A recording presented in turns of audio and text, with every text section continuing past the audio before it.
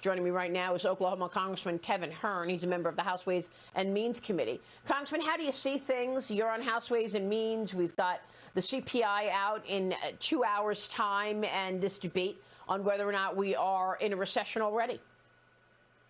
Well, she's right. We have a supply and demand issue right now, but we got to ask why it started. And her predecessor, Lawrence Summers, said that it was because of the $2 trillion spending that they initiated when they got in office last year.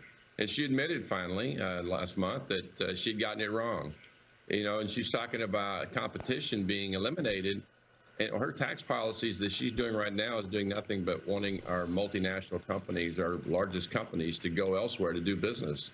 She just stopped a 100-year credit for foreign tax for our multinationals to do business abroad.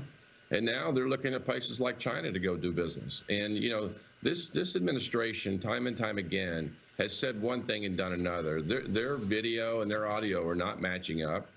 She's going after these oil and gas companies, she and the president.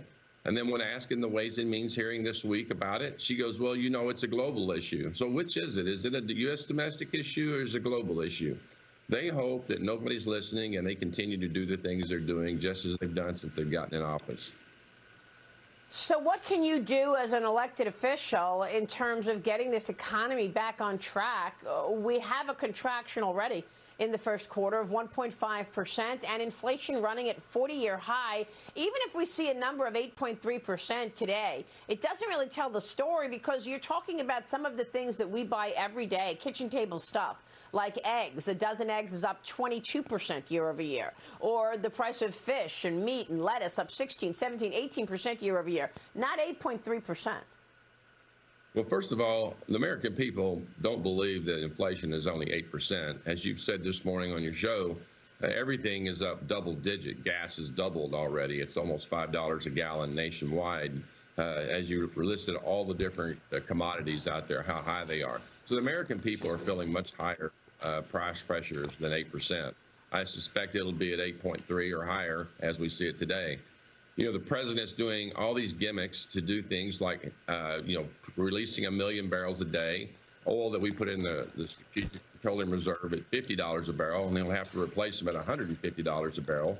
I mean, just economic disaster after disaster. Now he's talking about removing tariffs from China. You know, he wants to go easy on China now to bury the idea that he caused anything to do with inflation. This president and administration have got to get spending under control. I just released a budget yesterday, the first budget that's been done this year. We did the budget last year as well in the Republican Study Committee that Chairman Jim Banks leads. And, you know, it's the only responsible budget that we've seen in the 4 years that I've been in Congress. President Biden released one in March, early April, that never balances. It never balances. It adds some $20 trillion to the deficit over the next 10 years. Yeah, and one of the items in President Biden's budget earlier this year was defense spending actually down when you consider inflation. If you've got inflation running at 11.5% on the production level or 8.5% on the consumer level, and you're raising defense spending by 4%, well, that's a decline. So what does your budget say in terms of spending priorities and getting our fiscal house in order?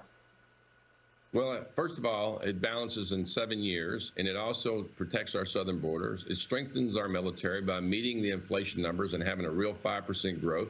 I mean, we're competing with China, who's building a brand new Navy, who's projecting, who now has their space station up and running, independent of ours. They're wanting to own the entire frontier of space. They're working very passionately to control us economically. And we're not doing anything about it. And, you know, then this president is depending upon places like Iran and Venezuela for oil when we have the oil and gas we need right now to curtail this inflation that we're seeing. Yeah.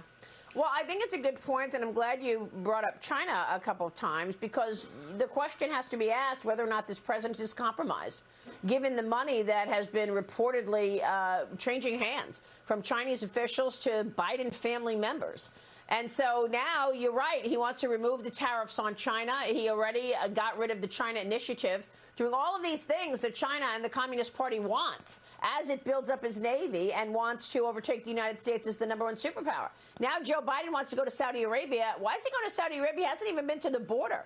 Customs and Border Patrols have seized more than 20 pounds of fentanyl from one vehicle crossing into the U.S. From Mexico. This week, it's worth over $330,000, enough to kill millions of Americans, and yet you never hear this president talk about fentanyl or the border. Well, he likes to go to Jimmy Kimmel and talk on shows like that about, how Republicans are terrible. But I assure you one thing about Republicans. We want to secure the sovereignty of this nation by closing our southern border, as we did under President Trump. We need to recognize that fentanyl is the #1 killer of adults 18 to 35 years old. We don't see a primetime event talking about that. We don't see a primetime event talking about the destruction of our economy by China and doing things. What we're seeing right now is the president trying to do stuff like, raise $50 billion rather to bring chip making back to this country. So the American taxpayers are going to pay for this failed policies this president has done since he's gotten in, whether it's an energy policy, a southern border policy, a fentanyl policy. Every one of these have been failure for him. Yeah, I mean, look, I'm glad you brought up the primetime event and the big show last night over January 6th. I wonder if this January 6th commission sees Hillary Clinton creating a story about her opponent back in 2016 and then letting this story go wild, running across the world. Was that an attack on our democracy? Sure. The campaign makes up a story that Trump colluded with Russia, and she gets her buddies and her friends at the FBI and the State Department to run with it and the media to run with it. It completely poisoned our country, disrupted our country, and you don't have a commission or a committee on that. Was that an attack on our democracy? Absolutely, and it was done wide open. We saw the hearings. We know the many comments that Hillary Clinton has made over the years about her total disregard for anything that she thinks she's above the law. And our people back in Oklahoma and across this country are just livid about the fact that nobody goes to jail for doing things like she did. And the Department of Justice have been weak on this. And Merrick Garland needs to do better, much better. Well, the hypocrisy is rich. Congressman, it's good to see you. Thanks very much. We will keep watching all of that. Congressman Kevin Hern in Oklahoma this morning. Thank you, sir.